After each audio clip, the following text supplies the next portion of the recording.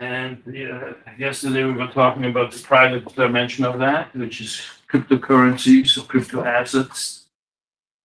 I was trying to explain to you why this is not a viable proposition as it is now, but it is in the middle of a huge crash, a historic crash, a bubble bursting, and something will come out of that. Okay? So it will show one thing that's how I think it's going to play out is that it will show the public aspects, the public interests, which are the central banks right now, how not to do this. It will be lessons will be learned what not to do and how to resolve certain problems that are endemic to how this was set up, the cryptocurrencies were set up. So you have some issues with blockchains and privacy and verification, and so there's going to be a lot of very interesting lessons to be learned from that collapse for the next generation of digital money. Okay. And the next generation of digital money is just being designed. I mean, it's just at the edge of that project, right? And so there's a crisis that's very important, very interesting, right? It's like the birth crisis, right? Of a whole new design for organizing economic activity. I mean, to me, this idea of the digital money is designed to push us into the next century of how we organize the economy, the social, and finance, and the relationship between the state and the economy. So this is the building block for a transformation. Right. And one of the things that I didn't have not talked about yesterday, I mean, I ended it too soon, I have to say, right? I just got tired of my walk, talking, right? Sometimes it happens. So I ended it maybe 5-10 minutes too early. But I didn't talk to you about decentralized finance. There was a project behind the cryptocurrencies to have what they call DeFi, decentralized finance, right?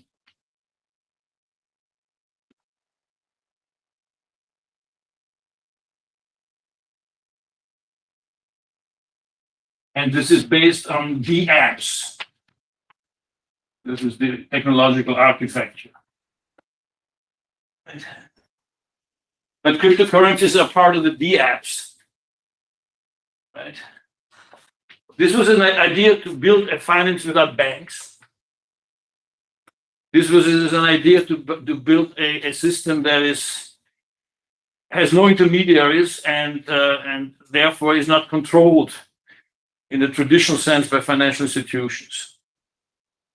The idea was to integrate the whole world, the fragmented world of cryptocurrencies and crypto assets into an integrated architecture where you can make transactions, financial transactions of transferring funds, of selling and buying, of loaning, of gifting, of staking, right?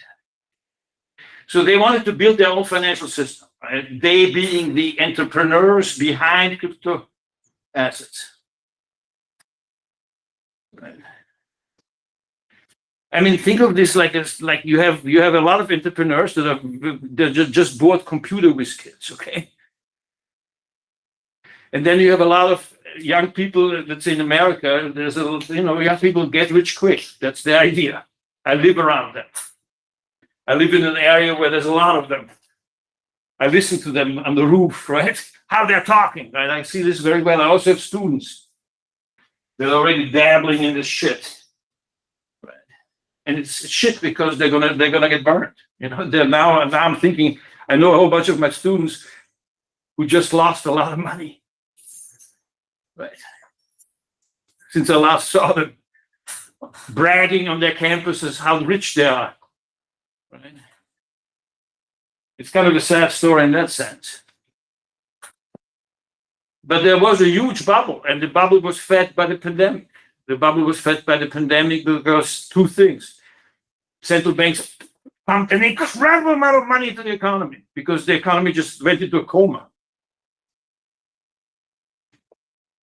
And also governments pumped a lot of money into the economy on top of that, right? Because nobody made income for a while, right? And this money went all over the place at zero interest, negative interest sometimes.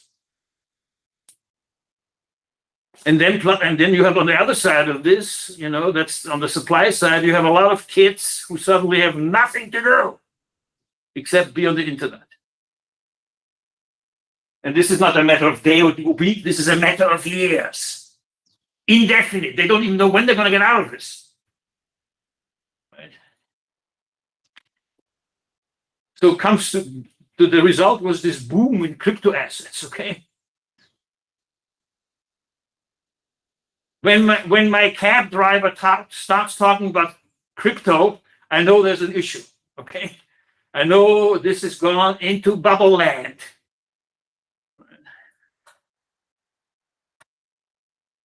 And now the bubble bursts, as they always do.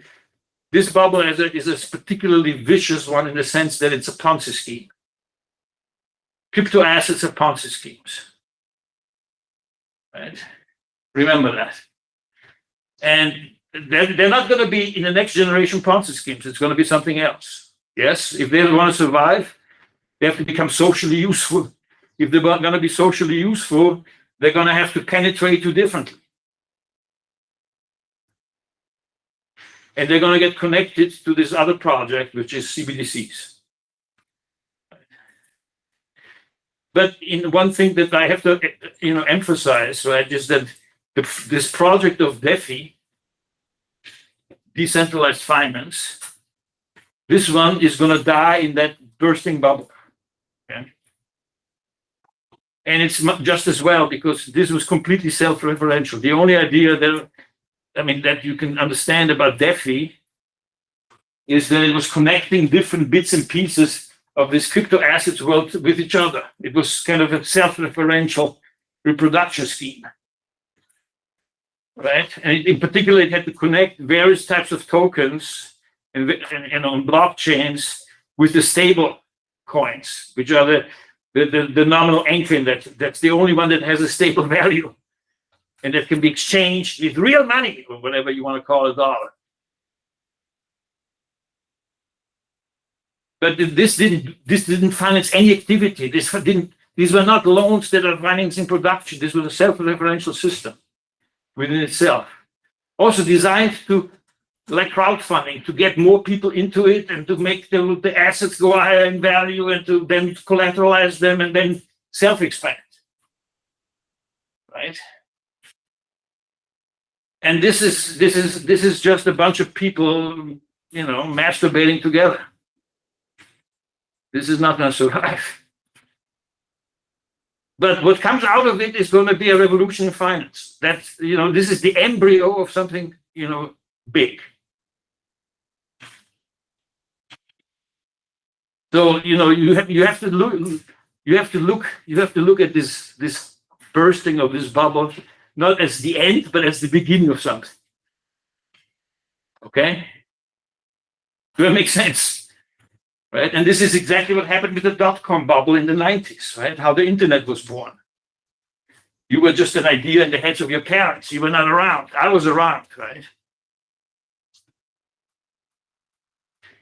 And when you're like a guy like me who lives in the 19th century more than this century, when this tech stuff comes, like people said, what's your email address? And I said, what? What's an email? Right? So I had to go through this. Also, my kids were born. The kids are like born with this. They're like the umbilical cord is here, and then some chargers over there. They're born with it. Right? So you have a problem here intergenerationally that I've lived through, right? I still live through it.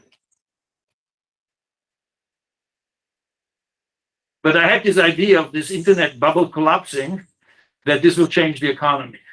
So I wrote a book in 2002 called Cyber Cash: The Coming Reign of Electronic Money.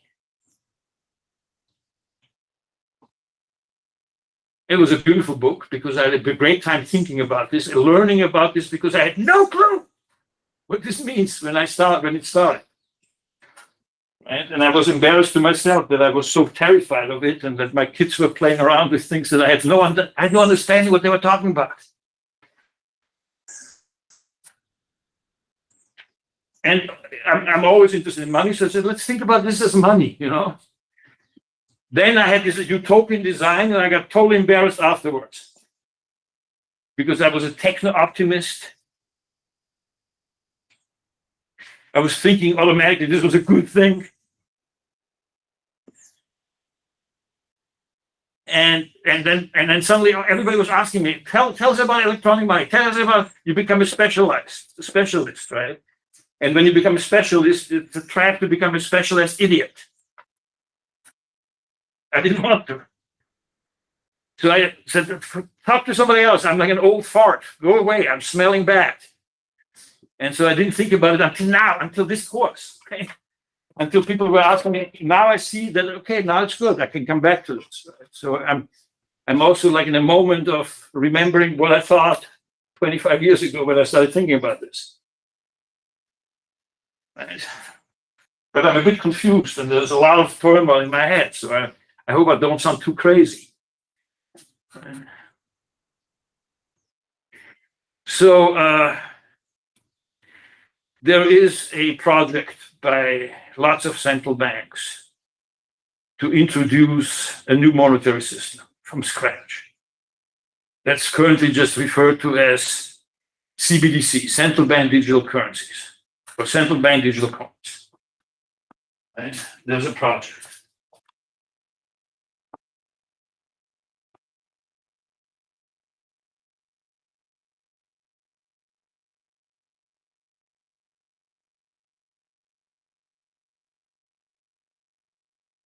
And the project suddenly is kind of accelerating. There's an intensity, right? There's a contagion effect just by central banks saying, wait, they're doing this, we need to do this too. That's pretty much the reaction of the Fed. So they're studying this. And they're saying, let's do this. And then you have already like two countries that have already put it into effect, their versions, right? The Bahamas and Cambodia. And you have to understand, the Bahamas got completely destroyed in one of the wildest hurricanes ever. I don't know if you remember that, 2 years ago, during the pandemic. Half of the Bahamas got flattened, completely flattened. So they have to rebuild their economy. And they're also a tourist paradise and a financial offshore banking center. And both of those things got squeezed. And they sit right outside of the US, okay? They're just outside of the international zone of the US, facing Florida. It's a key spot. But it's also a spot that, because of all kinds of things, including the weather, the rising sea levels, all these islands, it's not an integrated place. Spatially, it's a complicated place, the Bahamas. So if you connect it to the internet, that's better. And if you connect it to the internet with money, that's, as you're rebuilding this whole thing from scratch, it's even better. This was also really a financial inclusion project because of the destruction of the islands. Cambodia is a whole other story. Okay, I don't know much about Cambodia, but I know that it has to coexist next to Vietnam, which is rising like a star, and it has had issues with tourism, and they're suddenly gone, and they're coming back, and it is a new place for global supply chains. You go from China to Vietnam in terms of wage rates, and then you go from to Cambodia. Cambodia is better than Laos. It has a better infrastructure for education and all that. So whatever. You also have a project that is relatively advanced of the Eastern Caribbean Union, right, which are all islands. in the Caribbean, like Grenada, right? St. Kitts, all kinds of places. Okay, again, very much like Barbados, sort of like the Bahamas, right? Barbados is part of the Eastern Caribbean Union, right? They also want to have. They see the virtues of it, and they're also working on a project that's going to be launched very soon. I think at the end of this year. So it's not just like that people are thinking about it; they're doing it already, right? And it's kind of weird places are doing it. Okay?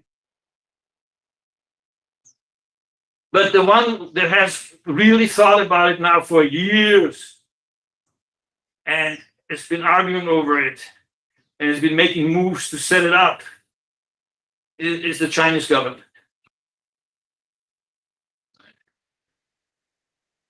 That's a very internet-driven society. It has its own internet system, cut off from the rest of the world. It has its own tech giants, which now the Chinese government is renegotiating its relationship to, kind of under the gun, right? This is Tencent, Alibaba with Alipay, and financial. This is Baidu. This is JDC. These are the Googles and Facebooks of China, and they're huge. This is 1.4 billion people. Okay, but it's also a surveillance society. It's first of all, they want to be the leaders of in artificial intelligence. They want to be the standard setters. They see data as value. They being the Chinese government, but also the Chinese government in a kind of a alliance with huge businesses, whether they're the tech giants or they're the state companies, the state banks too, right? 5 of the largest 10 banks in the world are Chinese, and of those 5, 4 are controlled by the state. This is a huge operation. But they're basically,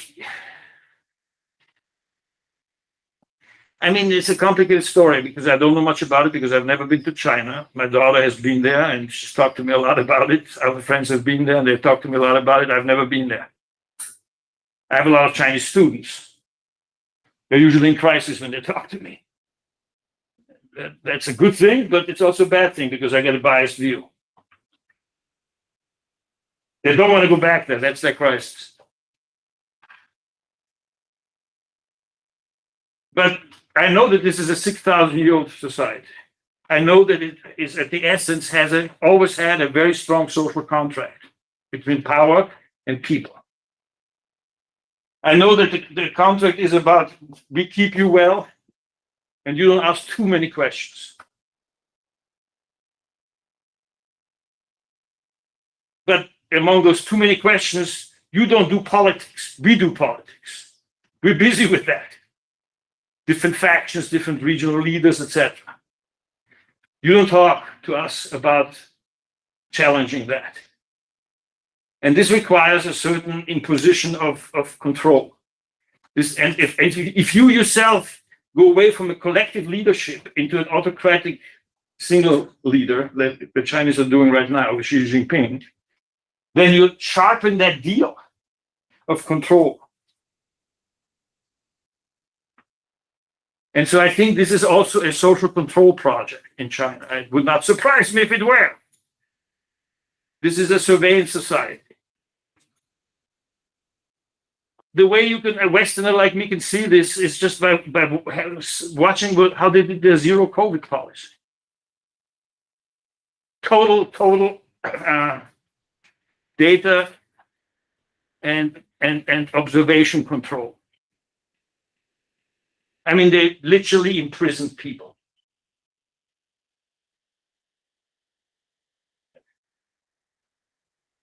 And so, you could imagine, I'm not saying it's going to happen because, as I said, I don't know anything about it, but in my head, their kind of digital money system is going to be different than ours, right? And I'm wondering about this. because the difference can go deep. The difference can also be, is the system controlled by financial institutions or by the public? Is it more private or more public? Is it also a system that can make finance a progressive force, communal force? Finance can be a politically very powerful tool for a better economy, right? For a more sustainable economy. And maybe there's projects later on to make it such, right? So, there's a lot of very interesting questions hanging out there somewhere in my head or in the process of the debates, I'm sure, right? How is this all going to play out? So I think that the Chinese already wanted to have a system in Beijing, but then they had their own internal issues that delayed the whole thing. Okay? But they're pretty ready to do it in a year or two. And that's going to be the first really big system, right? And so we need to, it would be very nice to know about it as much as we can. The Europeans are also building a system. The Canadians are also one. The Americans are behind this. And they're behind this because financial institutions there have a huge amount of power and they fight with each other like crazy, but they are pretty much in agreement that they don't want to have anybody non-financial come in there and take it away from them. So they see Google and Facebook as real threats, right? And they act accordingly. So there's a real political issue there in terms of where's the bigger control. And in America, you pay politicians to be on your side. You pay politicians to pass the bills that you design. Right?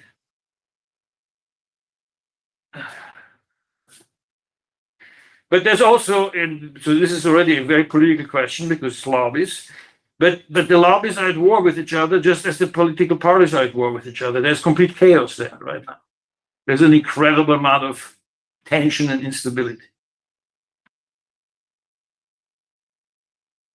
One of the most chaotic phases of American politics I've lived through in my life. No, it is the most chaotic period.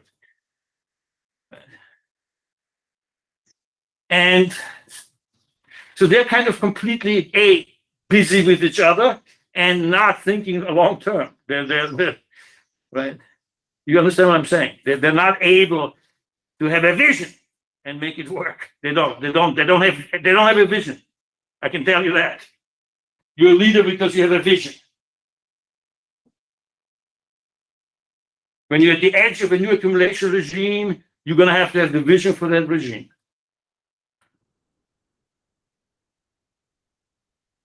And the Americans don't have that. They don't have it. And that is as much about politics as it is about the power of the status quo. Okay, they can't change the status quo because the status quo is politically in charge. The fossil fuel industries, the finance industry, and even their own high tech, the kind of internet that they built.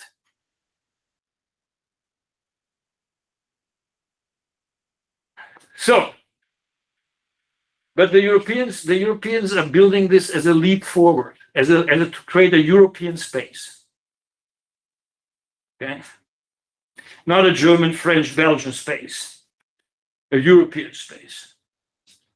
So for them, this is a logical extension of a project that they didn't do very well and that absolutely could never really finish properly, which is the Eurozone, to have a single currency.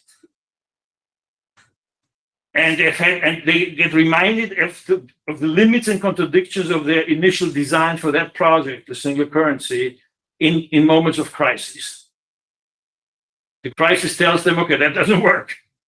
We need to fix this, we need to fix that. And they're building this ship, they're building this project. And now they're saying, let's do the next thing, which is an electronic euro. So they have their own reasons for doing this, okay? But they're also going to build a much more democratic system, an inclusive system, an attractive system.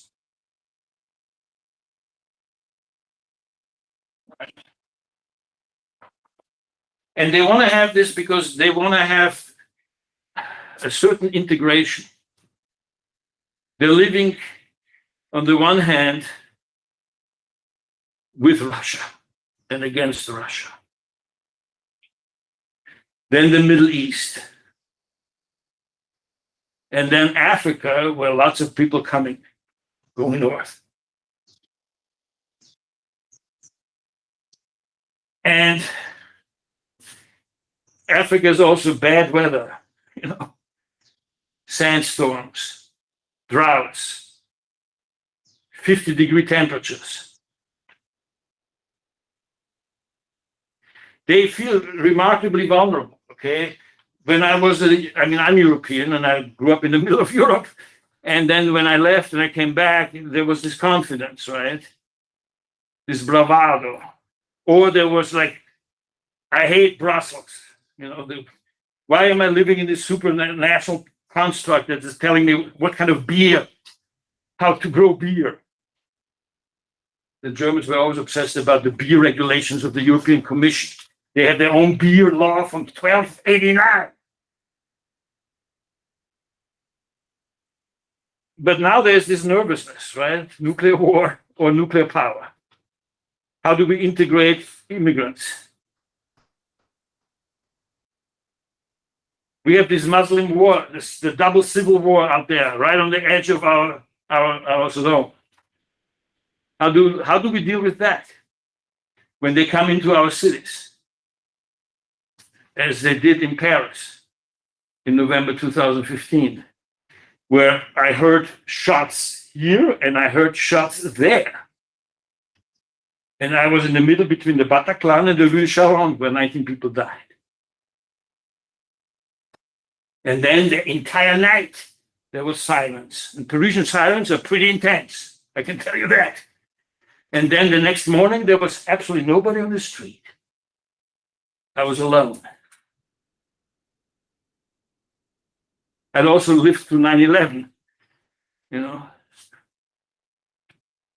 15 years or 14 years earlier, right? When I was in New York when that happened.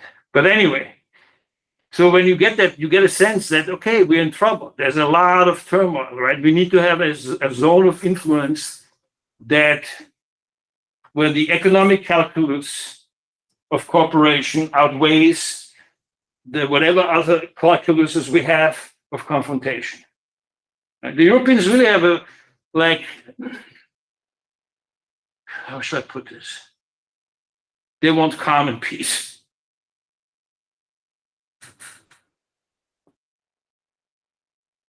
And they want to do it technologically, reasonably,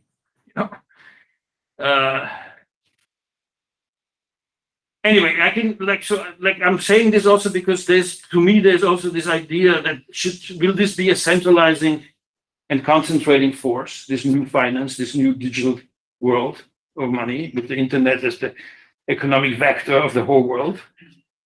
Or will it fragment into these fragments, right? With the blocks and then sub-blocks and this, and which it could. And that's one of the interesting questions to me. That I know that technology is not neutral; it's political and social. And I know that there's going to be struggles over which element, which dimension, which facet of that system dominates the others. And so I see this as we have to be political about this in a good way. Okay, we have to be political about it. We have to understand this is part of our politics. And it has to be part of our progressive vision, our sustainable vision. We can build a good finance system, or a very bad one, or a mix of them. Right? But we're going to build a different system. That for me is for sure. This is when you look at the BIS report, you see those trees, right? And then the CBDC is the trunk of the tree. And then you have all kinds of tweaks from that tree, different systems, financial networks, this and that, And then you have another tree, and then the trees are together, they cannot be connected. Right? There's a design there. Right? And so, why are we at this moment? That's the first question.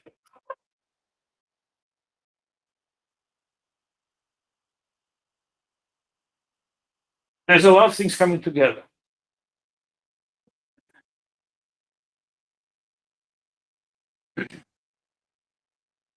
The first thing that is coming together, in my view, is that we have the technology to do this. The advances that we needed to make in terms of cryptography, just identification and security and verification, and right, those advances are now in place. The Bitcoin innovation of blockchains is completely revolutionary in that regard. It allows also networking, building networks differently. And so one of the major things about this new digital, public electronic money is precisely to organize a completely different type of blockchain that has positive network externalities. And so I think that having realized this, by looking at the cryptocurrencies, blockchains, and how you should not do that. That's one of the key moments of realization, that you can have a different system, and one that has not only marginal cost of zero, but pretty soon on scalability, average cost of zero, or very low costs in terms of transaction costs. Right? But you also have to have kind of technology, that allows different types of systems to be better integrated, like Lego blocks, Lego, when the kids, right? And they call them like, whatever, not Legos or something. They have a whole language that you like of the architecture that you have to like learn if you really want to understand. I have no clue. Right? I don't know what AFI is, right? I don't know what ZKP is. They all talk like that, right? I now know what ZKP is. I explain it to you. Zero knowledge proof. Crucial to the architecture of that money. Because you need to verify where the money is coming from so that it doesn't get spent doubly. But you don't want to do this without knowing all the history of the money, where it was. So you have to have just one slice of information. All you need to have verified this money as once spent and yours. And that one little technological moment, that moment is the zero knowledge proof. You prove the existence of something without having to know too much about it. And so they just invented that, those computer engineers, right? So there's a lot of technological change that gets built into this in terms of network technology and cryptography, and the interoperability of this, putting them better together, different elements, different systems. All of this is open source. That's crucial. All of this is available to everybody. So anybody can go to the best designed model and says, let's have that. It also makes for competition between models. But it also allows collective elaboration of particular crucial problems that they run into, like verification, or this ZKP that I just explained to you. That's a collective effort. The smartest kids of Latvia and the smartest kids of Canada are talking to each other about it, and then they go to the government and says, we got it.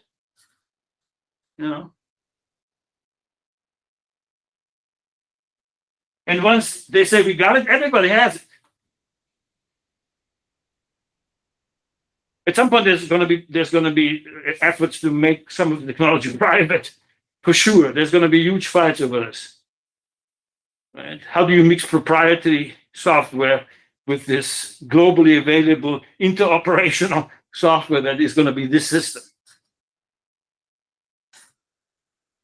So this system is going to have a very strong public domain, a very strong public element, because it's an open source system. And as long as it is an open source system, it's good technology transfer, dominating bad technology transfer, right? So the system has these key features, right? Programmability,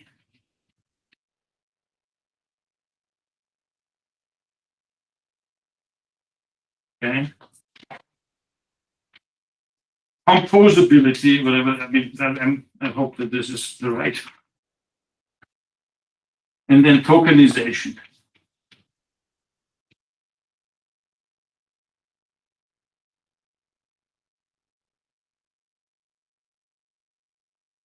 So the programmability is really what I was talking to you about, which is to put different, like Lego pieces, right?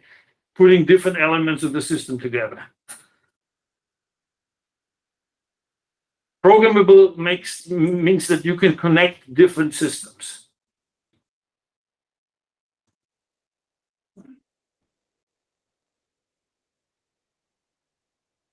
And that means different systems as in between different countries.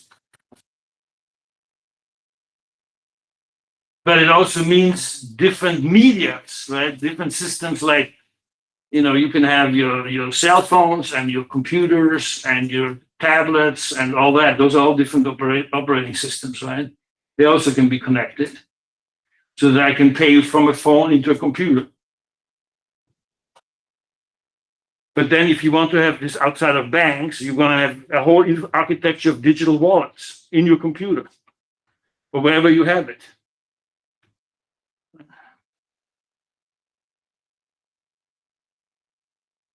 But you want to have those trees, and those trees connect, the canopies connected, right, at that higher level, right?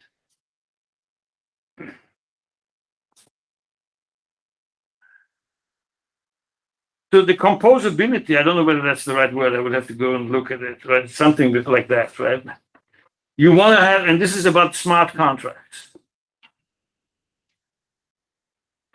This is about building into your flows of transactions a whole set of contingencies that are connected to each other.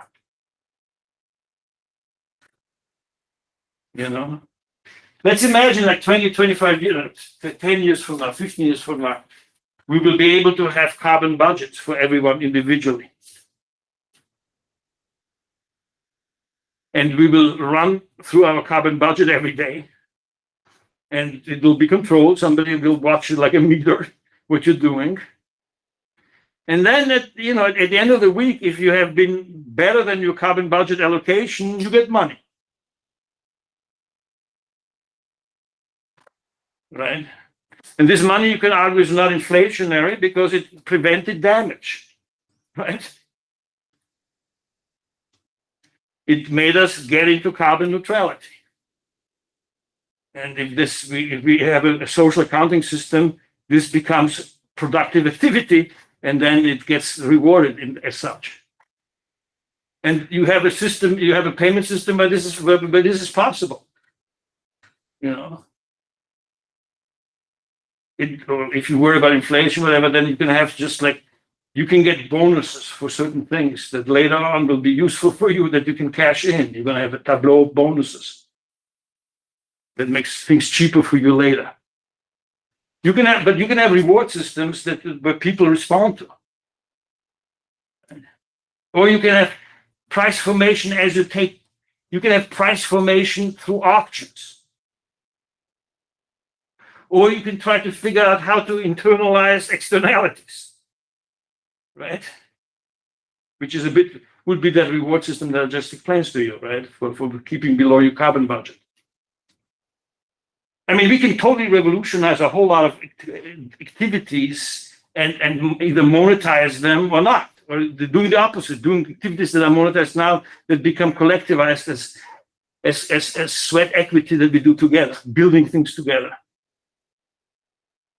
Right? Like turning from like in a favela, giving the favela inhabitants ownership titles to whatever they're going to build. Okay. Imagine how they're going to build this differently. Because the moment you have an ownership title, you're going to act differently. Right? So you can actually kind of do all kinds of things in terms of positive progressive finance. But it's incentive systems, right? So I'm trying to tell you that in this composability, which are with the smart contracts, where you have contingent actions programmed that are dependent on other verified actions, you can build a kind of a system of community with incentive structures, for example. Yes? And then you have this tokenization,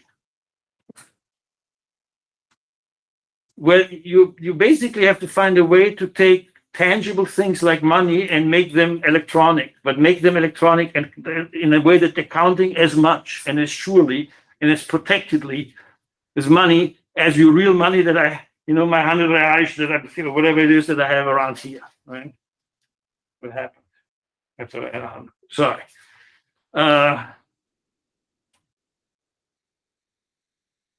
So this is on a narrow basis, tokenization is how the dollar becomes an electronic token and how it circulates and how it gets verified in its flow.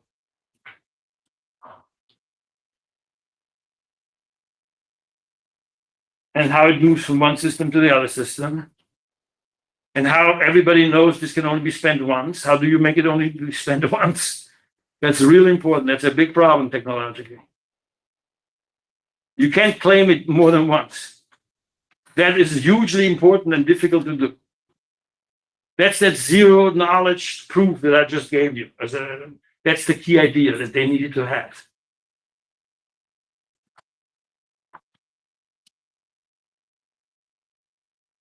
But I'm pretty sure that there is also the way you're going to build a financial system here. We'll have to do with all three, but it will have to do it decisively by this tokenization. Because I think there's another reason, right? So not only they got the technology, let me go back to that, to go back to this point, right? Then there came pressure because of the cryptocurrency bubble, okay? And the moment that Facebook said, we want to do our own monetary system, okay? Then the governments, the central banks realized they had a huge threat. They didn't care about Bitcoin too much, right? But Facebook having their own money, that's a whole different ballgame. They hammered it so that it couldn't get off the ground. The US government did. But the threat was there. And so they said, better not let Facebook take this over. We have to do something about this. But then also, I think that there's a realization, and this realization is getting discussed now for the first time. There's the beginning of a discussion, which is that you're going to have a different money. This is very important. You're going to have a different type of money than what the private bank money we have now. You're going to reimpose the dominance of currencies over private bank money. And that means you're going to destroy the business model of commercial banking as has existed until now. Commercial banking is take deposits, make loans. Take deposits, you pay a bit. Make loans, get a lot of money. As you make loans, which is you're loaning out excess reserves, you're creating new money. Okay? This system developed in the 19th century to that level, and then got made dominant by the banking reforms of Roosevelt, Glass-Steagall Act, Emergency Banking Act, Bank Act of 35. Right? This was designed by regulation and by technology. Okay. But what it meant, and this is now almost a century, okay, that money creation was in the hands of private banks, subject to their profit motive, totally pro-cyclical. When the banks were euphoric because the economy was booming, they gave everybody and their dog a loan. Overshot, created far too much money. Then there's a crisis, and then they panic back. They're like, you're a tenured professor. No, you're too risky. And so it makes for a very pro-cyclical economy. Okay, you have a pro-cyclical credit cycle on top of a business cycle. And this came to an explosive moment in 2007, 2008. When the banks had gone so far that the governments didn't even know that 1/3 to a half of their economy, their financial manipulations was invisible outside of regulations, shadow banking. They were surprised by that, traumatized by that. They were traumatized by that. The central banks are traumatized by what happened in 2007, 2008. And they say, listen, we have now banking re-regulation, Dodd-Frank and all that. I already talked to you about Basel 1, 2, 3 to Basel 3. Now we're going to have Basel 4, but this is not enough. If it's technologically possible to separate money creation from bank lending, and if we can separate it from the assets of commercial banks, if we have money creation that's not done by the banks, we're going to have a better, more stable financial system. Let the banks do whatever speculation they want to do, whatever rent extraction they want to do, whatever risk they want to take, but let it be decoupled from money creation. Let's have steady money creation. And so I think that the idea of introducing CBDC is really the idea of having a completely different system of finance. How that's going to go, I have no idea. But there's a potential there that's there. Right? And it gets, when you look at the central bank reports, right? Bank of England, European Central Bank, Canadian Central Bank, Fed just recently, they know this. You know that they know this. It's in there. You can see it, that they're talking about it. They don't talk about it like I talk about it, okay? But you can see that it's there, that they're already musing about it. So they're kind of, well, we'll see whether we're going to have more financial institutions in that system and how we can separate the risk from this and that. Yeah. So one of the things that's really interesting is like, who's thinking there about it? How, But there's going to be a lot of, there's going to be there's going to be a democratic process too, because they're going to have to have hearings about it. They're going to ask for comments. They're going to have to publish all of this stuff. Right. So remember, this is a good moment to learn a lot about how you elites think about money and finance. Let's put it this way. But I also will finish, going back to last week. This will anchor multipolar capitalism. This will anchor a multi-currency system. This will be the end of the dollar standard. When the Europeans and the Chinese have their CBDCs, that's the end of the dollar standard.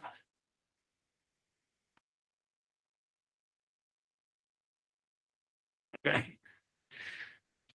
It doesn't matter whether the dollar still has 60% market share at that moment and it goes down over 4 or 5 years to 55% or whatever. It's the quantitative aspect of the currency pyramid is not going to be that important as the qualitative architectural thrust of either the Chinese system that's emerging or the European system that's emerging. And they're going to emerge at the same time. And they're going to emerge differently, and they're going to be different. They're going to be differently.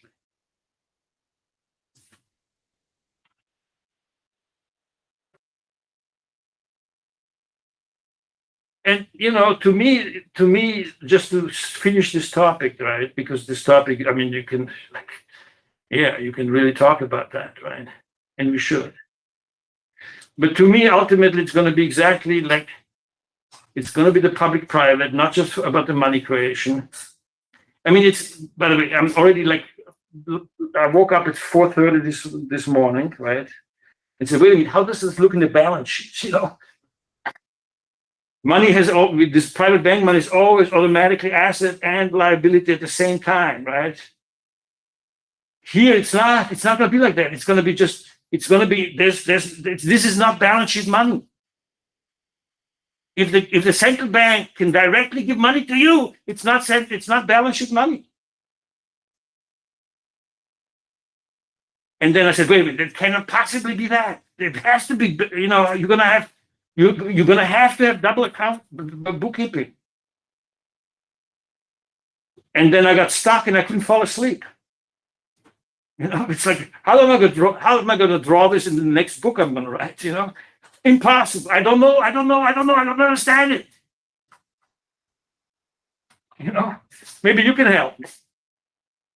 Then I went to the BIS. I remember in the BIS, I read a one-page sentence, and I had to find it, and I found it. They said it's going to be not balance sheet money. It's going to be just injected. I said to myself, what the hell does that mean? And then I fell asleep after I found this, because I knew that I can go back to it. Right? I have a good memory. That's what saves me. So yeah, right.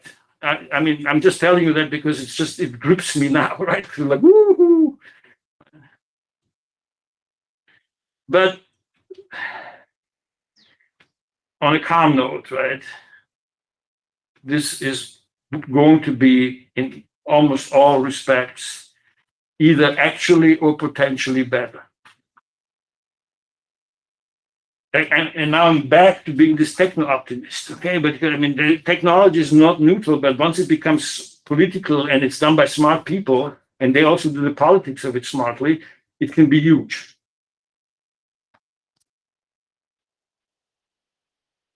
It can be huge. So this is a political issue, okay? We need to be clear about this.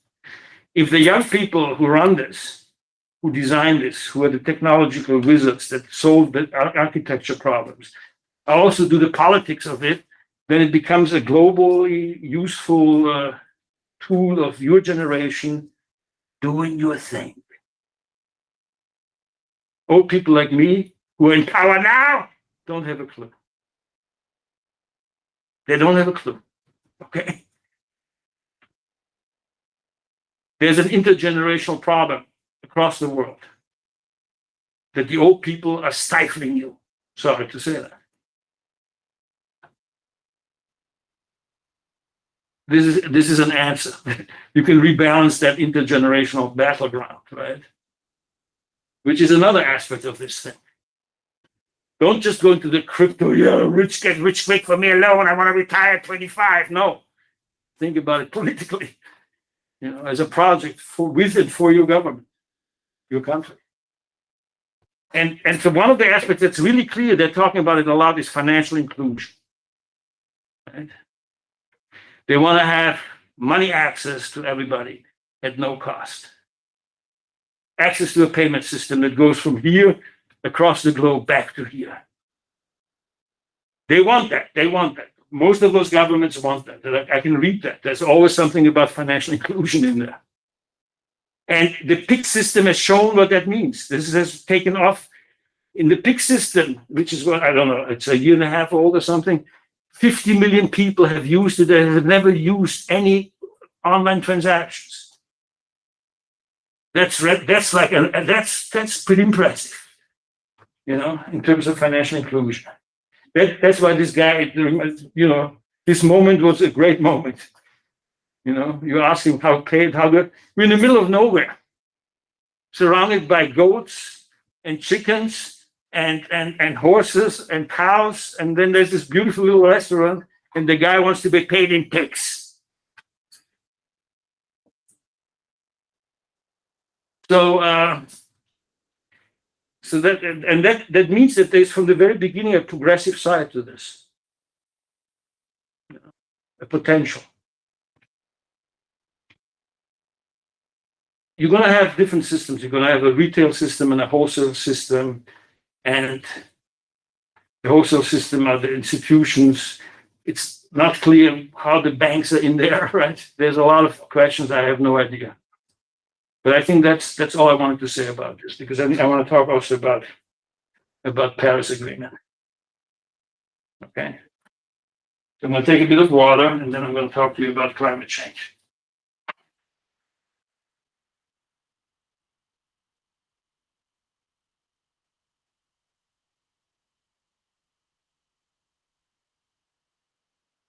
All right. You can still ask me questions about this later, right? I'll leave it. So we've been aware of climate change, which is basically the emission of greenhouse gases. There's like 6 or 7 of them. And carbon dioxide is 2/3 of it. So we're talking usually about carbon because that's the dominant one, right? There's also there's methane, which is the second one, which is much more potent than carbon dioxide, but stays in the air stays in the atmosphere less long. The problem with these greenhouse gases that they stay in the atmosphere for a very long period of time. They don't break down. Carbon dioxide is like 100 centuries, between 100 and 300 years. And this is why it's like a hothouse. You put more and more of these gases into the atmosphere, and they stick around, and they get more and more densely put together, and so they're cloaking the world, the planet, and not allowing heat to escape. And so we're building a hothouse. Think of the planet and the atmosphere, and we're turning the atmosphere into a hothouse. A hothouse is like where you can grow tropical bamboo plants in Montreal in the winter. Okay, that's a hothouse. When I was a kid, I always loved to go. There's one next to where I grew up. After I moved to Vienna, I went to that just a month ago. Now it's a coffee house, right? But it was a hothouse. And my first tropical plants I saw as a 7-year-old there, right? It's impressed me. But living in a hothouse is not impressive, okay? It's like, you know it already. I mean, maybe you don't, but I've gone through a lot of shit already. So the first time not the first time. I was in a period like in the late 90s, early 2000s, when I did a bunch of things that made me realize how we're about to change things. And so I became aware of it like in a very strange way already, in a deeply personal way. Because I was in Paris in 2003, and suddenly it was 43 degrees. If it's 30 degrees in Paris, people are talking about it for days. No air conditioning. It's a moderate climate. People are not ready for 33 degrees. They're not ready for 43 degrees, and it lasted for 10 days. 45,000 people died from heat.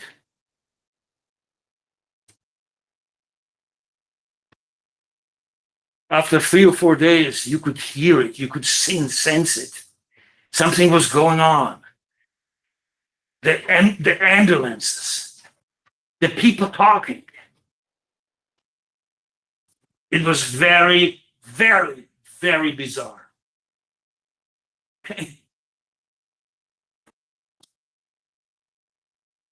The second time it hit me like completely crazily was when I went skiing and I went to the Zillertal with my kids because I wanted to show them a glacier. And then this glacier I was in love with. I was a kid. We would go there for school, and then I would go there by myself. Right? It's in Tyrol, and I love to ski. And there's nothing better than skiing in summer on a glacier when it's soft and smooth. And so I wanted to go back there, and I took my kids, and like the glacier was broken. They told me right in the bed, don't go up there.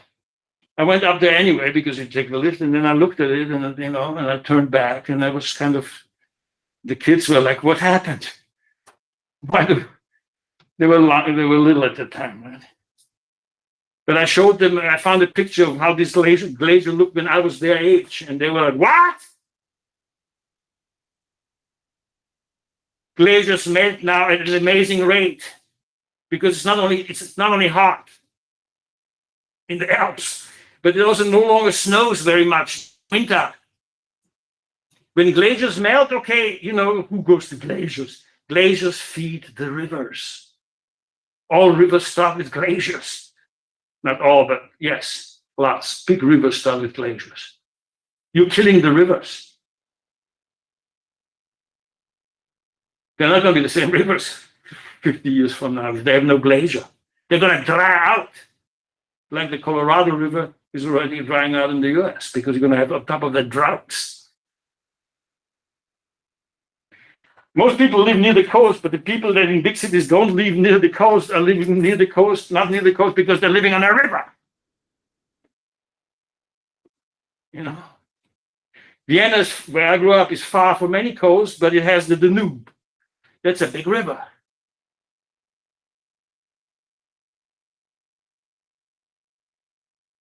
Then thirdly, I went to Belize, scuba diving with my kids, which they loved.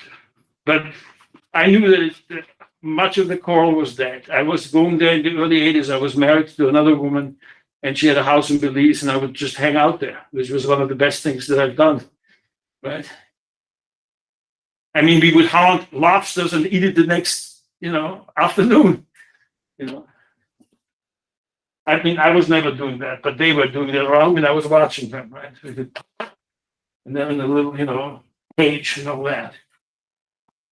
Belize is in the Caribbean, and it has the second longest reef in the world. On the reef, coral reef, the entire ocean's food chain gets set up there. The corals are the essential food chain of the oceans. You kill the fish. You basically make sure that the fish just disappear slowly or rapidly. In 40 years, we won't have fish, except that the ones that we're farming in artificial circumstances. 1.5 billion people in the world eat fish every day. Large coasts are depending on fishermen. The fishermen not having fish, but they have boats and GPS. You think what they're going to do? What are they going to do? They're going to move people, okay? Because the other thing about climate change is people will move, mass migrations.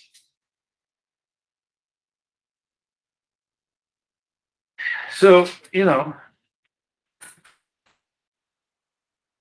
then came a hurricane in October, late October, hitting New York City.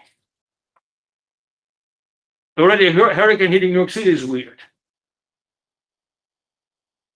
A hurricane in late October, that's beyond weird.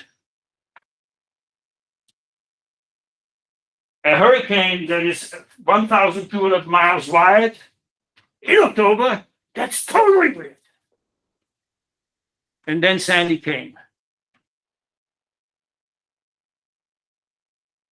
And it was it was a traumatic event because I lived on 14th Street. The water came up 14th Street. The power plant on 14th Street on the East River exploded.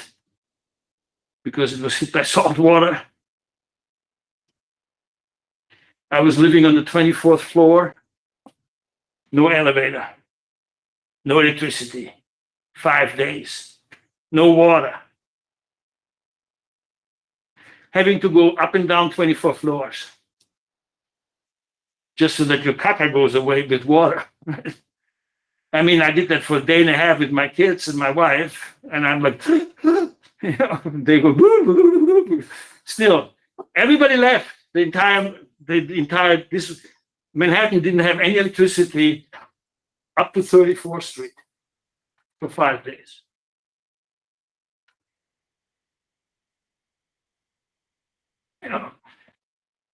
Even today, some of the subways are still not doing too well because they got invaded by salt water, and the city has yet to repair their whatever this last bit of the tunnel here and this last bit of signals over there.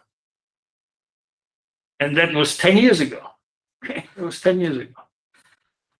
So you realize that climate change is not something sort of stable and linear. It comes in catastrophic moments. And they can be totally catastrophic.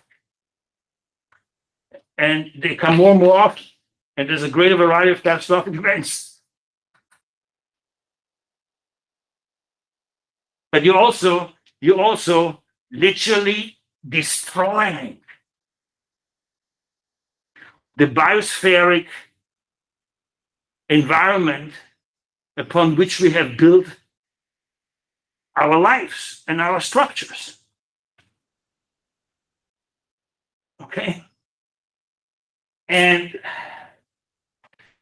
so we are going relatively fast towards a completely catastrophic situation that is cumulative and extremely long lasting, because the damage is already done and it gets done and it gets cumulatively worse. It gets cumulatively worse because we're also getting to tipping points, right? Where once we hit that tipping point, the system's deterioration accelerates. If the Amazon is destroyed to the point where it cannot rebuild itself, then it is permanently destroyed, and then it no longer serves as the lung of the planet. Our greatest carbon sink that absorbs carbon is no longer there. If temperatures continue to go up and they go up steadily for then the tundra, the frozen tundra, which is a quarter of the world's territory, that's all of Siberia and Canada, melts, it thaws. There's no permafrost anymore. It thaws, and when it thaws, methane explodes out of it. 1 trillion tons. Trillions of tons. When the ice of the Arctic, and more importantly, the Antarctica, there is far more ice than on the Arctic.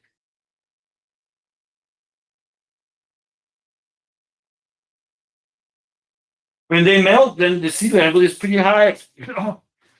Hofstra, where I teach, which is 5 kilometers from the ocean, but it's very flat, is not there anymore. 2055 or whatever. Already, if you live on the South Shore of Long Island, where you cannot insure your house anymore. The value of those houses is going down the tube, because they're already getting hit by storms and higher sea levels, bigger storm waves. There's a whole problem with flood insurance.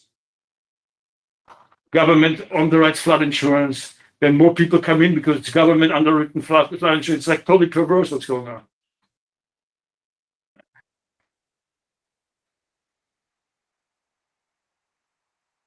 And so that's another tipping point, right? Then the glaciers with the rivers. Okay. But then there's one that's totally weird that people don't talk about. And they are now beginning to talk about it because some other stuff has happened already that is associated with that. And that has to do with the Gulf streams and the jet streams, dislocating them. There is this, the ocean, the bottom of the oceans are connected by what is called a grand corridor. This is a flow that goes very deep, more than 1,000 meters deep, throughout connects all the oceans with each other. The Grand Corridor Belt or something, the Grand Belt Corridor or something, right? And I went to the American Natural History Museum with my daughter, who goes there, loves to go there, and she was dragging me. She says, "Explain this to me." She was like 12 years old or something. And I went there and I said, I looked at it. I said, "I don't understand it." Because they're saying that if the ice melts in the poles, the desalination of the water, the salt content of the water goes down so much that it slows down this grand corridor. And this means it breaks down Gulf streams and jet streams that are thriving as the chemistry of this grand corridor as it goes through the warm waters drives these weather patterns. And last year I was beginning to look at newspaper articles that said the Gulf Stream has completely slowed down. It's very weird. And the heat waves come precisely when the Gulf, and so you're gonna very much destabilize existing weather patterns, right? And this is the longer part of the problem, right? This is a much slower process, but it's a devastating process. I can assure you of that, right? So it's absolutely not a linear process. You understand? It's a catastrophically dynamic process.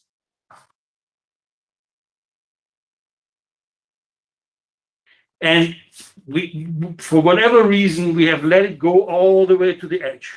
Okay? And already, in my view, beyond. We knew about this problem in the late 1980s. The scientists were beginning to tell us. And we set up a machinery in 1992 at the Earth Summit, right? To face this. And we then negotiated a protocol, a global protocol, to start doing things to slow down the emissions. This is the Kyoto Protocol. But in the Kyoto Protocol, the Indian and the Chinese were just beginning to take off, okay? They just had finished their reforms. Manmohan Singh, 1991. The Chinese were going through an incredibly intense period of reforms that they finished in 1994. And they said, "You're going to stop us? No, you're not going to stop us. You being the Americans or the British or the Europeans, you created this mess, and now you're wanting us to stop developing? Forget about it. You take the brunt. You caused it. We don't have anything to do with this." And in order to have a deal, they said, "Yes, okay, fine. But when the Americans saw that, they said, the president could say yes, okay? It was Clinton. But he could never get it through Congress.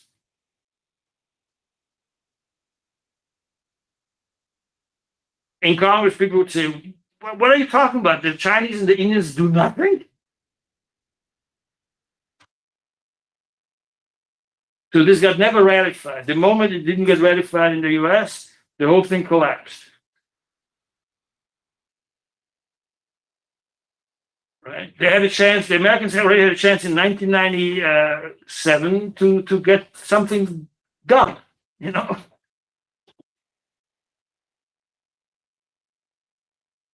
Then Obama, 2008, right? Big in the middle of the crisis, he said, listen, we're going to have to we have to have a climate change deal. We have to have something. And Congress said, no, we're not going to do that. So then he went to Copenhagen, came back with a proposition and lost by one vote. Again, failure. So at some point, the whole history of failures began to crystallize into a much more profound effort. And so the diplomatic effort that it took to get the Paris Agreement, 2015, was amazing. It was amazing. But there's a lot of lessons to be learned for the future construction of new global governance institutions that we need to save the world.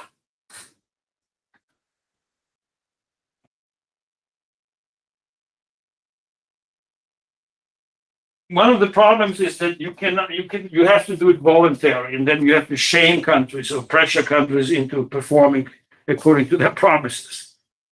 You can't make this binding. You're not going to get every country in the world on board for something that affects every country in the world unless you make it voluntary. That's one of the issues.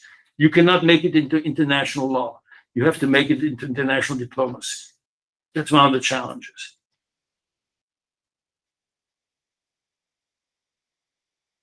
So the provisions of the Paris Agreement, December 2015, are basically a voluntary agreement.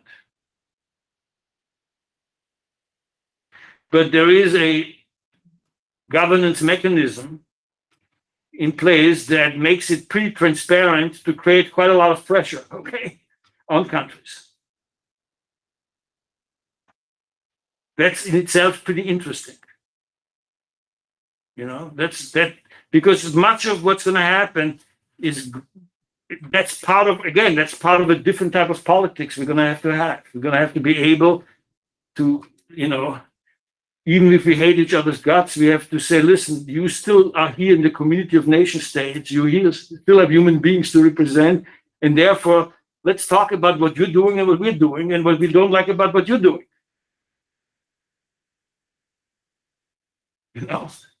If we can't do that, then we're lost. We're going to die as a species sooner or later.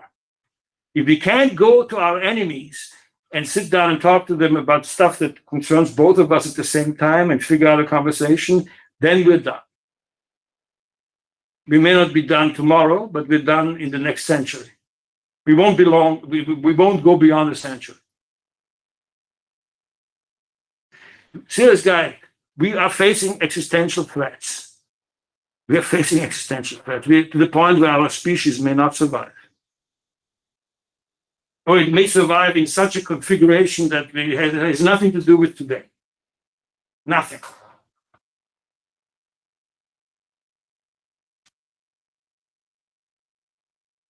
Okay? So, what's in this Paris Agreement? Let's talk about that. Okay, so the provisions of the Paris Agreement. First of all, every single country is in it. Trump took the US out of it, and Biden, the first day of Biden administration, was back in it.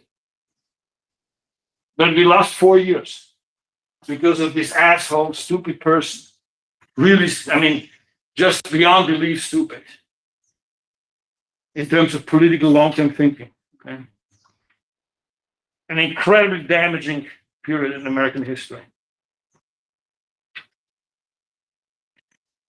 If the US is not in there, nothing happens. It's the per capita, the number one emission emitter of greenhouse gases by far. China's closing the gap, but it's still way below. Per capita, the Americans are incredibly wasteful as a country. But it also has the means, right, to do things and to show it as a model. Or it is the indispensable force in this. both in terms of the damage it does and the potential for solutions that it may have.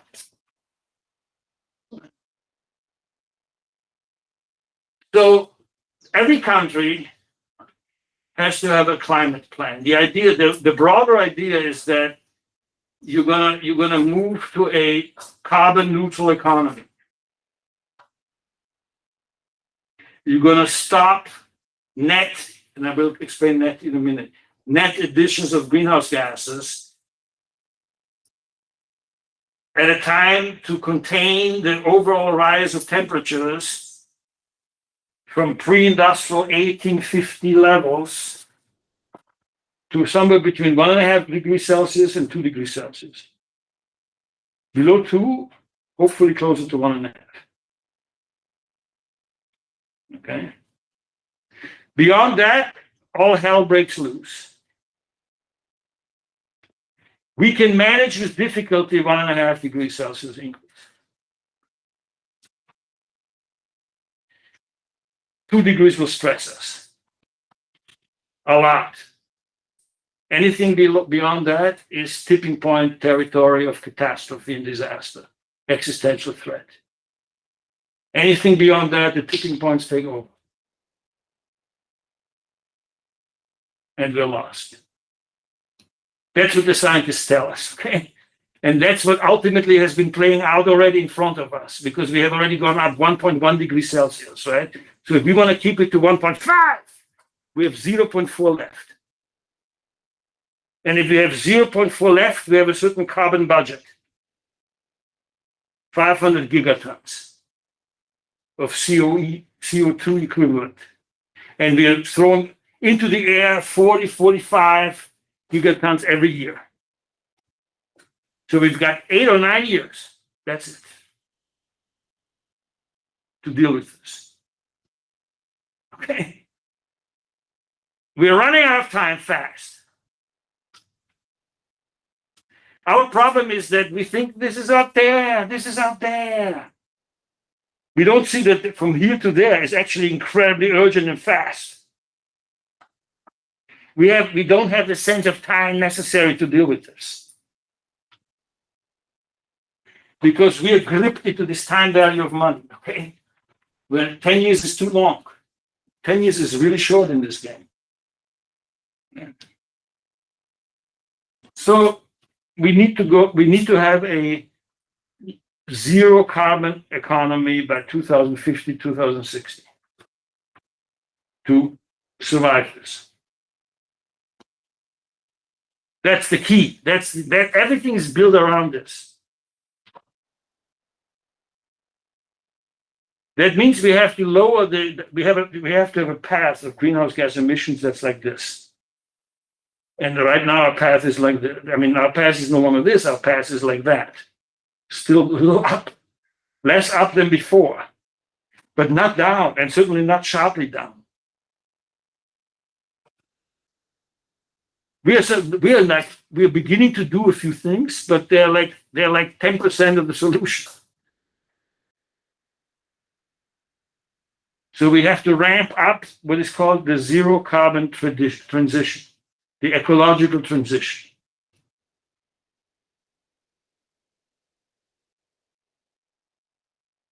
And in order to have this transition being put in place, this is the first provision that's crucial in the Paris Agreement. Every country has to have a climate plan announced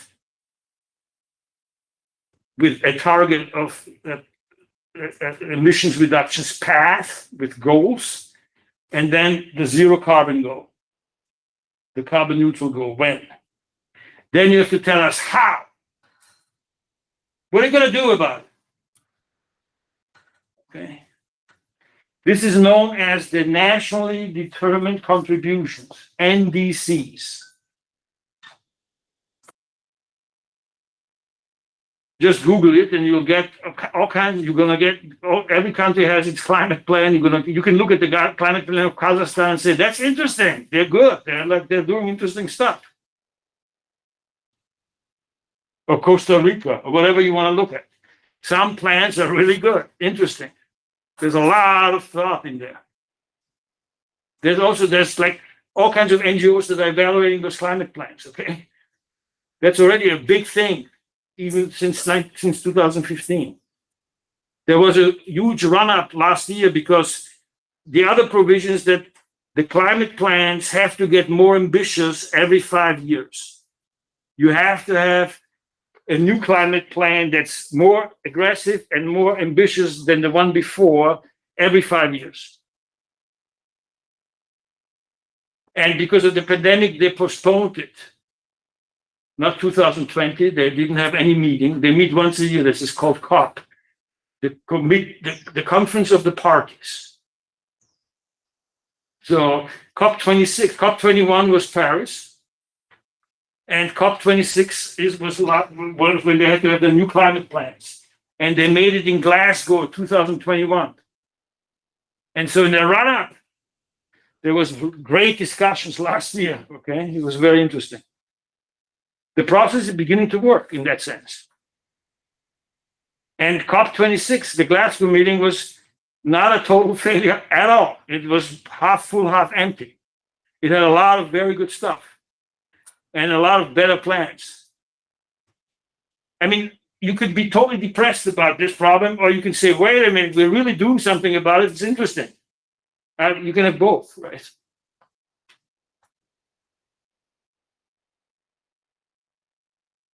And even in the US, okay, the US has politicized climate change worse than the pandemic. If you're a weatherman in Kansas and you talk about, well, we're going to have this really big storm and probably made worse by climate change, you get fired. Or you get death threats from the fascists to the point where you have to move or you have a security detail following around so that they don't kill you. There have been assassination attempts at 2 weathermen. Think about that. That's a fucked up country.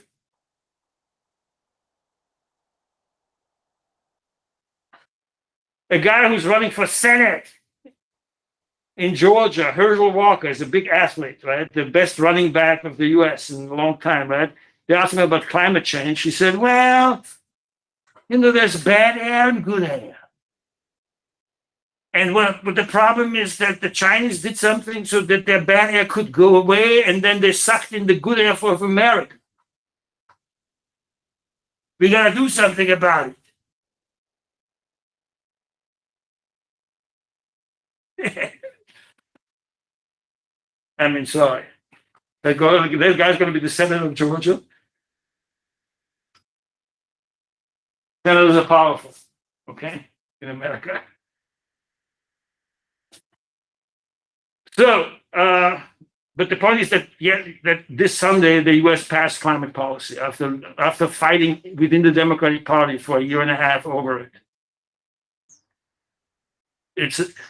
It's far less than Biden wanted. Okay, it's like a third of what he wanted, right? But it's a third nonetheless. And it's the first climate policy the U.S. actually passed legislation on.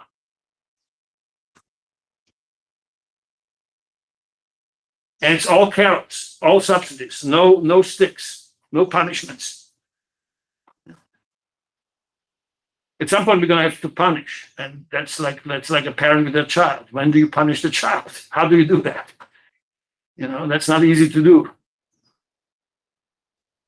because we're going to have this transition. I'm going to talk to you about this transition in a minute. Okay?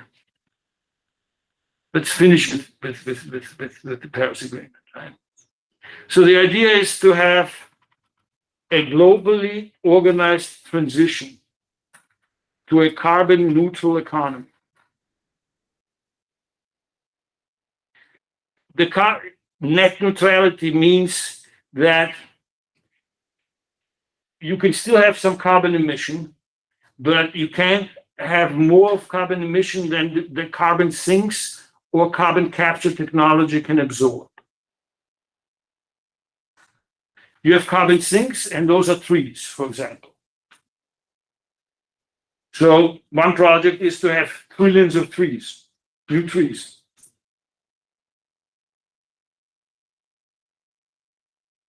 That's a big project, but we're going to do that. There's going to be a lot of tree planting, I can assure you of that. Right? But you also have to have, like, how do you stop deforestation, which is going on at the rampant scale right now, right? And how do you manage and rebuild forests that are already getting damaged? That are not deforestation, but they're getting damaged. So that's a question of land use. So we're going to get into completely rethinking land use, okay? That's like, and that's a big, interesting project that we need to do, because currently it's a disaster for climate change. But it's also a very interesting idea of us thinking through, the biosphere we want and what we can rebuild and what we can, figure out solutions to. And of course, agriculture will then be also tremendous. I mean, that's a whole other issue. Right now, I'm just talking about land use and reforestation and forest management.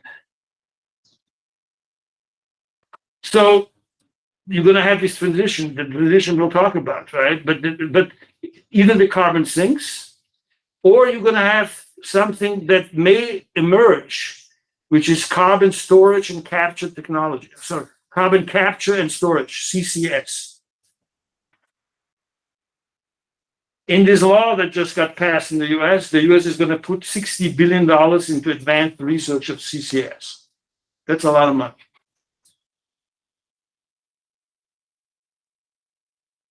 But this means you have technology that captures, the emissions and then captures them like that, and then you can put them somewhere deep, you can store it somewhere deep into the earth. I don't know about this technology, right? It has to prove itself, but there's a serious amount of investment in it.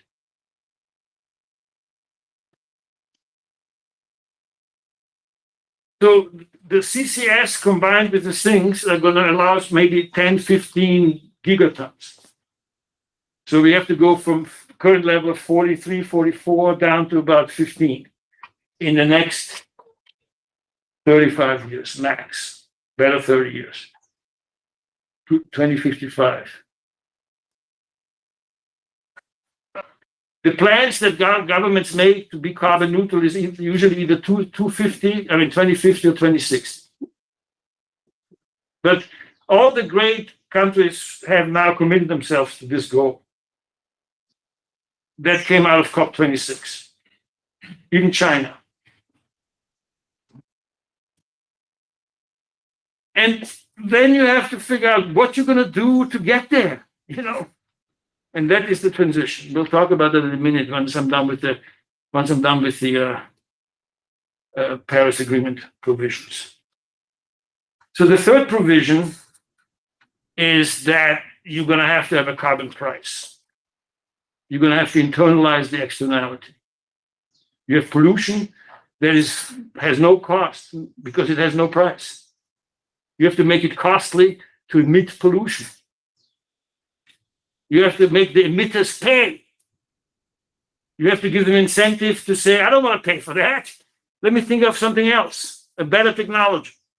You're not going to get the technological innovation drive necessary for the zero carbon transition until you have a carbon price. And a price that goes steadily up.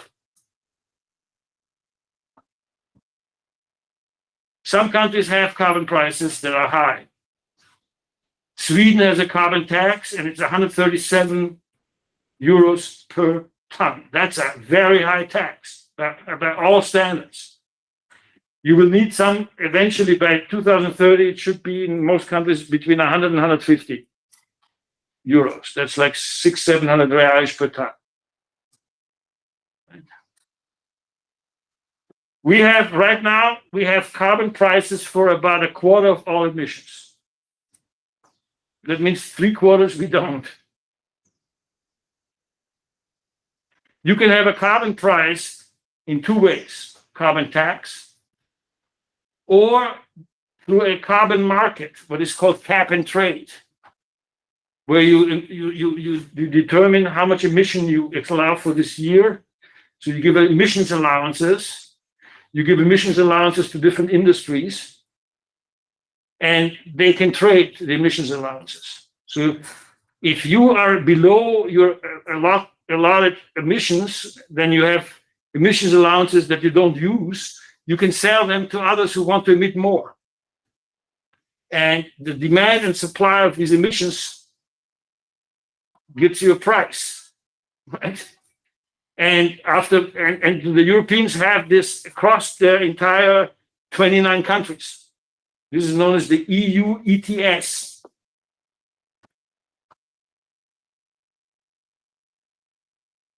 EU ETS, European Union Emissions Trading System. And they, I mean, just the history of how they had to construct this and how they failed twice and how they had to reform it, and now it works. It works in the sense that you see the ton price for emissions go up steadily. And to a level that's, what's the current level is like 70 or 80 euros. I've not kept track of it recently, right? But anyway, it's rising and that's good. So, but in the Paris Agreement, you want to have a carbon price, and they clearly favor the market solution, the carbon markets. So they have provisions to interconnect regional and national carbon markets into a global carbon market.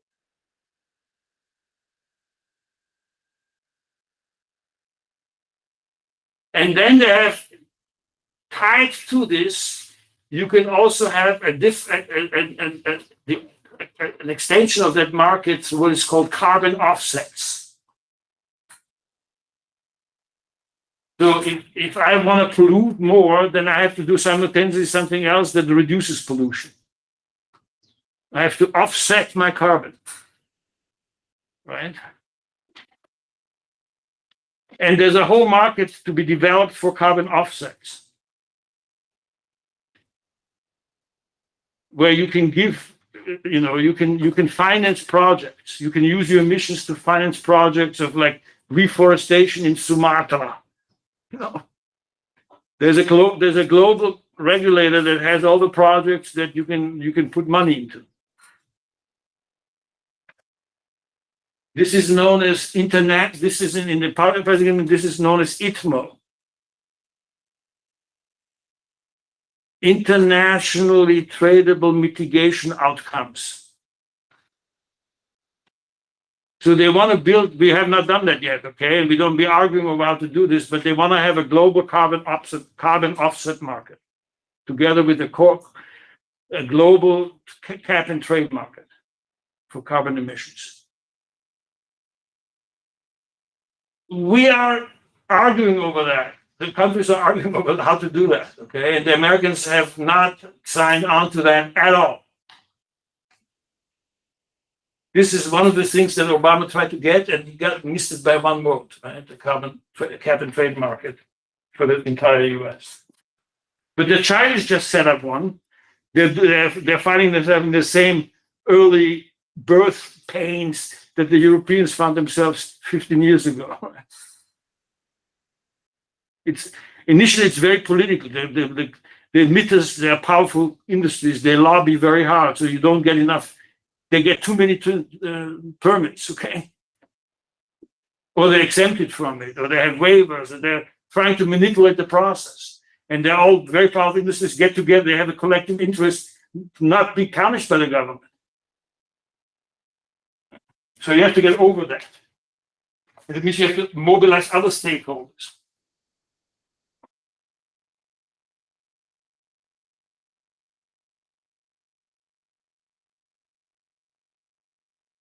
So that's the third and fourth, that's the carbon price, right?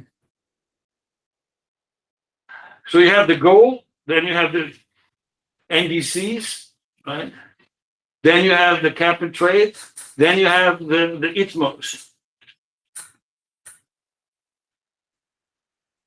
Then there was always a huge issue, and it's still a huge issue, of course, between the fact that the poorer countries, especially around the equator, are going to get hurt earlier and faster and harder from climate change, but they have done the least to make the problem, to contribute to the problem.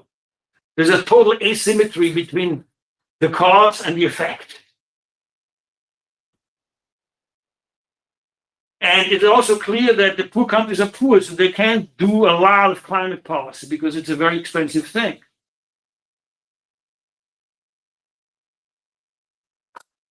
So in the Paris Agreement, the group of 77, which is a group of developing countries and also emerging market economies, except BRICS, they are allowed to have two different plans. One plan without aid, both money, technology, capital, and one plan with aid. So they have conditional and unconditional plans. The unconditional is no money. Conditional is they get money. And they show what a huge difference it makes to have money for this. Okay. It makes a big difference. So in direction of that, the Paris Agreement sets up what is known as the Green Climate Fund, a global fund where rich countries put the money in and poor countries take the money out. This is supposed to be $100 billion a year.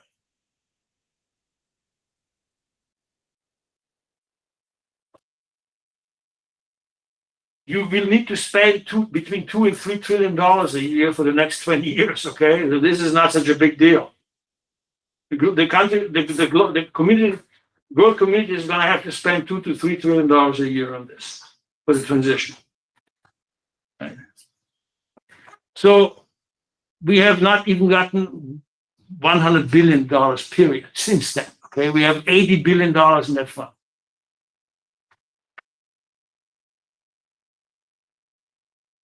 It took 6 years to get to $80 billion. Right? This is not very good performance, okay?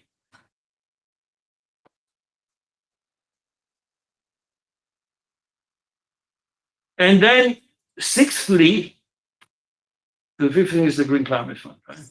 Sixthly, you have a call for climate finance. There's a provision in Article 2, 1C or whatever, where it says, finance needs to be flow consistent. Flow consistent means it needs to be in accordance of the transition to the zero carbon economy. Finance needs to be part of the zero carbon economy, the transition to the zero carbon economy.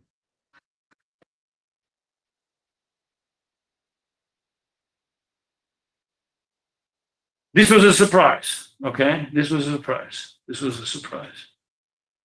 That they, I mean, enough, there was enough interest to slip it in, okay? And since they couldn't afford failure, they put pressure on the US, and so the US was against it. But it was the US had John Kerry in the end, and John Kerry said, of course we do this. John Kerry was the Secretary of State at the time. And that's a very good guy who had thought about climate a lot. Okay. And so it's a total surprise, right? But it meant that there is now a call and an institutionalized global governance commitment to having a finance changes in the financial system to help this transition, this zero carbon transition. And so at that point was born what we call either green finance or climate finance or sustainable finance.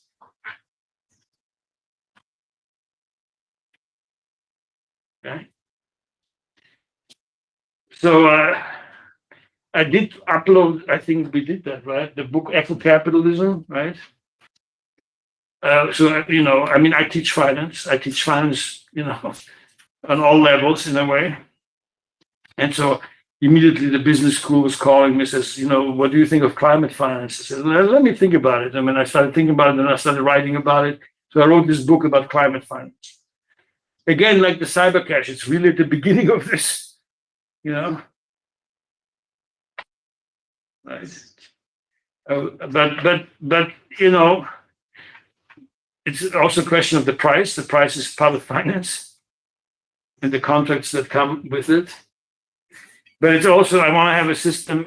This is not my idea, but this started with me being in a group in Paris of thinking about how to make a carbon money, where you have a money that finances the transition, but it also incentivizes people to do the work for the transition. And so this is Alietta's idea first, right? And then he worked with a young guy who's the chief economist of the Agence Française de Développement, right? There's two of them, Antoine Gaudin, Etienne Espan. These guys, you should, by the way, we'll talk. I know them well, right? And there was Alietta says, why don't you do this? Including Dominique Flion, Sandra Rigaud. Why don't you do this? That's when I started to, okay, I'm going to do this. I'm going to write this book, right? And I gave it to Alietta, looked at it, that's fine. Nice moment in my life.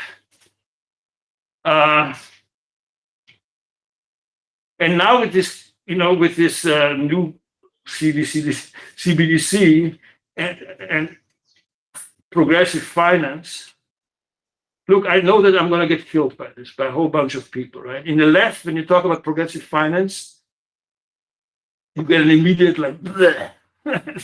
My leftist friends are going to kill me, right? And again, I was already hammered when I wrote about cyber cash, right?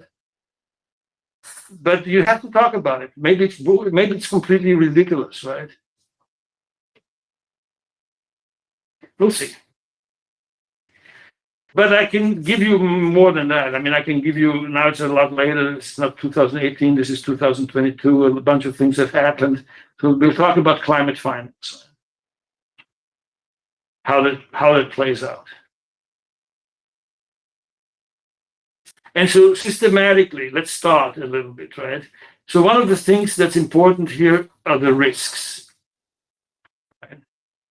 Right? I'll start today with risks and ESG. And then I talk to you on Thursdays about the rest of climate finance. Okay? Something like that. So there was this very famous guy, a very important guy in climate finance. His name is Mark Carney.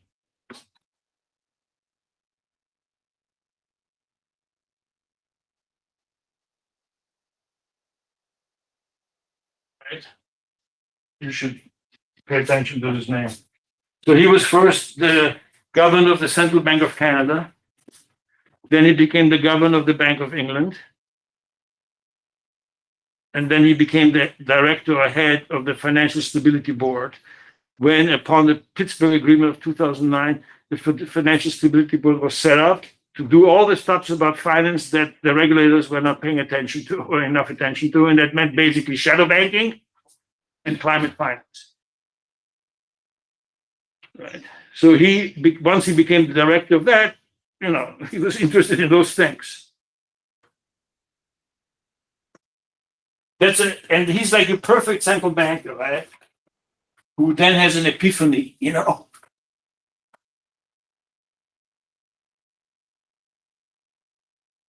He's known as one of the great central bankers, so he had already a great reputation, right? And then he got obsessed with climate finance. And he gave a speech before the Paris Agreement. He was one of the key guys about putting that into this Paris Agreement, right? He gave a speech basically to prepare his attack, right? In September 2015, known as the Tragedy of the Horizon speech. The Tragedy of the Horizon. You can see the speech. There's a famous argument called the Tragedy of the Commons. And this he builds on this, right? It's a fallacy of composition, okay? But the tragedy of the horizon has to do with our time, sense of time, right? We're living in a short-term world day by day, and we're causing a long-term problem that we cannot capture. You know? And so we are basically digging our own grave, literally, as we wake up every day. We're digging our own grave without knowing it. Because the grave comes at us over the long haul. And we don't pay any attention to that. But in this speech, he does two things. He lays out the risks we're facing, climate-related risks. And he also specifies why they're different than any other risks we have ever faced. That's a really important speech. And the speech itself was at Lloyd's. You know Lloyd's? Who knows Lloyd's?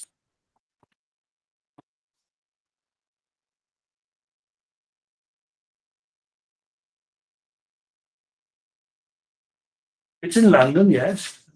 And what is it? No, there's Lloyd's Bank. Don't confuse that. This is not Lloyd's Bank. This is Lloyd's. That's another part of the affiliates. But Lloyd's itself, without getting stuck with those affiliates, right? Because it is conceptually one of the most important global financial institutions in the world. Lloyd's itself is an reinsurance market for insurance companies to get insurance, okay? Insurance companies take risks, they insure risks, and as risks go up in the world, they need reinsurance. They have to insure themselves. They have to have an insurer of the insurer. It's called reinsurance, and that's Lloyd's. And Lloyd's runs reinsurance like a market. Successful concept, I have to say. Risks go up over time. So it's at the essence of the global insurance market, the global insurance system. It's like the Achilles heel of the financial system, okay? This is not an innocent choice to give a talk about climate risks.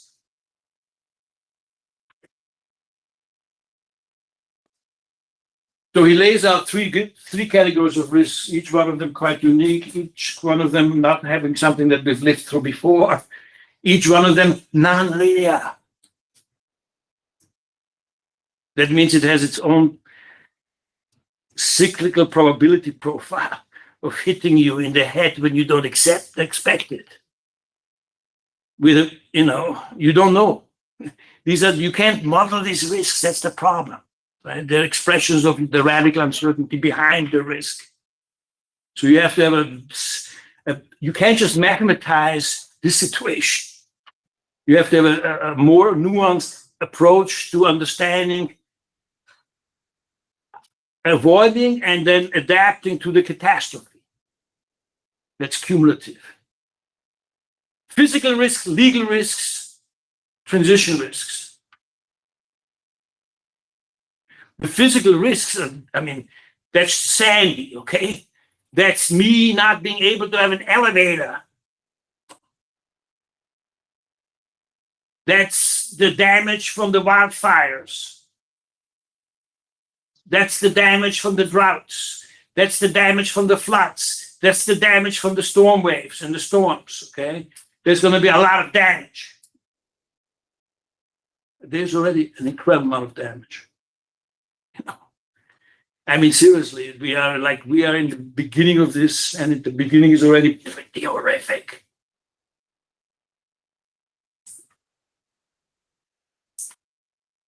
The physical risks are going to be cumulatively worse in a pretty relentless aggravation, degradation, accumulation, whatever you want to call it. Okay. Then you have legal risks, including reputational risks.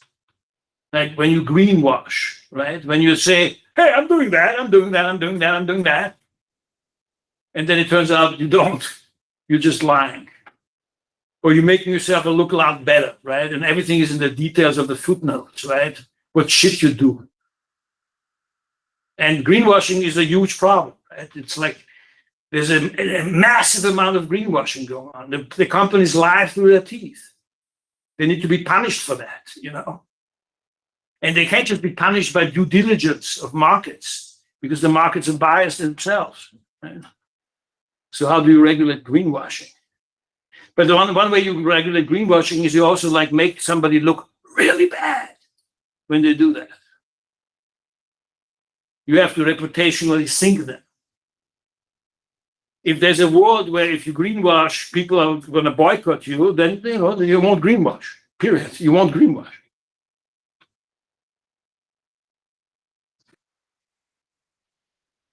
So,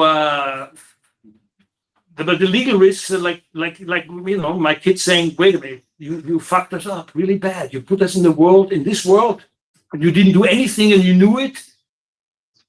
You ought to have some legal responsibilities for making my life miserable." You know. Then you have the transition risks. Because you're going to go through this transition. That's going to be your life. It's going to happen while you're around, between now and 2065, 70, whatever. Okay? You're going to be the transition generation. But it means you are this ocean liner that's about to hit an iceberg and then sink. And you're going to have to build another ocean liner and then move all the shit that you have on your ocean liner, except the stuff that makes you sink, and put it over there. As you speeding faster and faster towards this ocean, this one iceberg. That's what we're facing. I mean, is this relatively clear as a metaphoric challenge? That's a pretty big challenge, okay? Like a challenge we have not had. We don't just have to have a revolution of building this new ship. We also have to know how to get out of this over there. And we know that when we get out of this, we have to write this all off. This will be destroyed. This will be worthless. This will be obsolete. We will have to write it off. We will have to socialize the risks and the losses. We're going to have to write off the entire oil industry. All the cars you're seeing around here. But sometimes you have just ethanol cars. In Brazil, it's like a little bit different, okay? The cows will have to stop farting. You actually have to stop eating meat in a way, right? You're going to have patty burgers, right?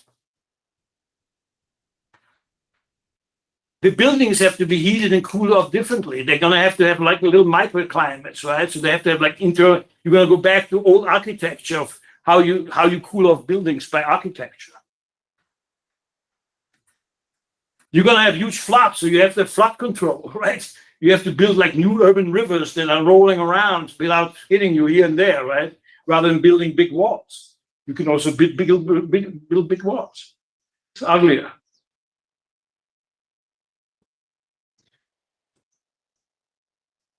You're going to have to change how people drive, how people eat, how people heat themselves. I mean, we're going to have a deep uprooting of our social consumption norms.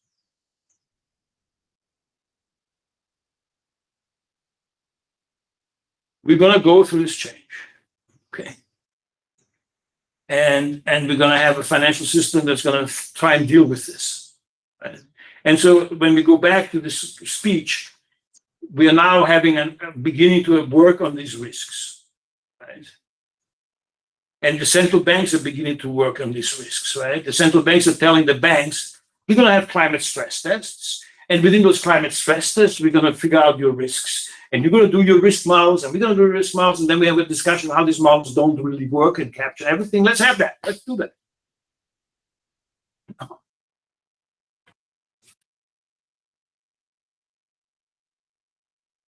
So you have a brilliant person in the US, right? Sarah Bloom Raskin, who's the wife of my favorite new leftist politician in America, Jamie Raskin. And she worked on climate risks in the finance. She was at Goldman Sachs. And then she became, under Obama, she was the Undersecretary of Treasury. And she started talking about this. And then Biden wanted her to be the number 2 in the Fed for banking regulations. That's a really important position. And she got not accepted in the Congress. Not only did all the Republicans in the Senate vote against her, but also 2 Democrats. And so she's blocked. She cannot go. That tells you where the US is. The US is like nowhere when it comes to climate policy. They're like 10 years behind, even the Europeans.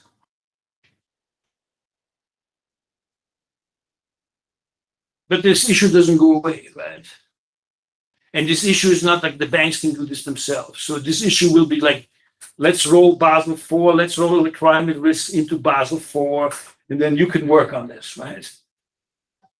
Or whoever. This, by the way, creates lots of jobs, okay?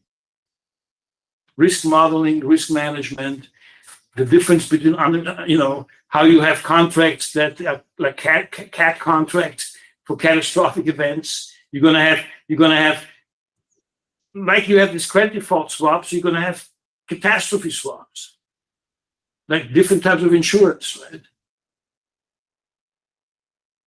So where you pay regularly in there, and then when things happen, you pay for the catastrophe. Right? In the meantime, you get paid. Right? You already have cat bonds. I'll talk to you about this on Thursdays, right? So there's a lot of innovation already, and we're just at the beginning of this, right? But the first thing is the risks, and the risks are already very challenging because they don't correspond to Gaussian curves of distribution of probability, and we don't even know the extent of the damage that they're facing in terms of the loss potential. Okay. Oh la la.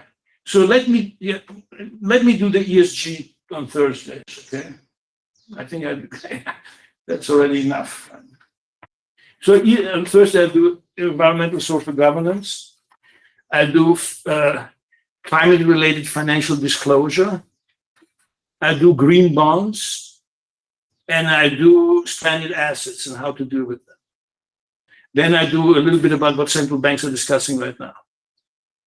Okay? Right.